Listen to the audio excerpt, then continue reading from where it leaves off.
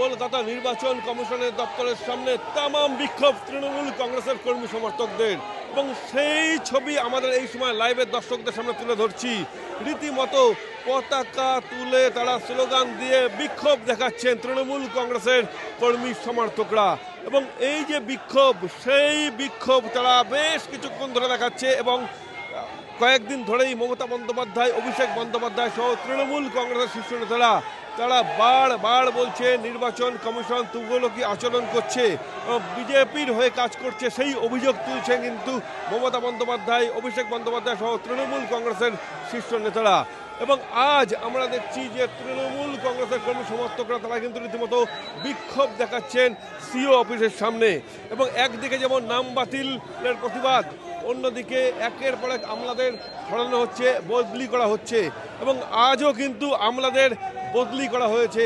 প্রায় 5 জন আমলাকে বদলি করা হয়েছে, গুরুত্বপূর্ণ আমলাকে। এবার সিও দপ্তরের রদবদল, স্বয়ং সিও দপ্তরেই রদবদল ঘটানো হয়েছে, এবং সরানো হয়েছে রাজ্যের ডেপুটি সিও সুব্রত পালকে।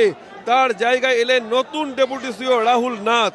সুব্রত পালকে স্বাস্থ্য দপ্তরে পাঠিয়ে দেওয়া হয়েছে।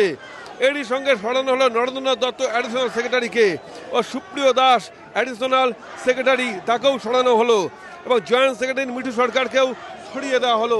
এবং আজ দেখা গেল যে সিও দপ্তরেও কিন্তু রদবদল, যেখানে পুলিশের বা প্রশাসনের কর্তা ব্যক্তিদের সরানো হয়েছে এর আগে, এবং তা নিয়ে রীতিমতো ক্ষোভ প্রকাশ করেছেন মমতা বন্দ্যোপাধ্যায়, অভিষেক বন্দ্যোপাধ্যায় সহ অন্যান্যরা।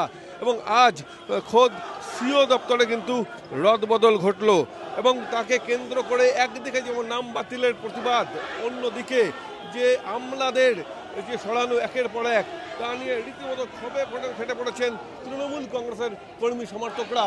আমার ক্যামেরা পার্সন মৈনাক ঠিক সেই ছবি দেখাচ্ছে, যেখানে যে তৃণমূল কংগ্রেসের কর্মী সমর্থকরা রীতিমতো বিক্ষোভ দেখাতে শুরু করেছে সিও অফিসের সামনে।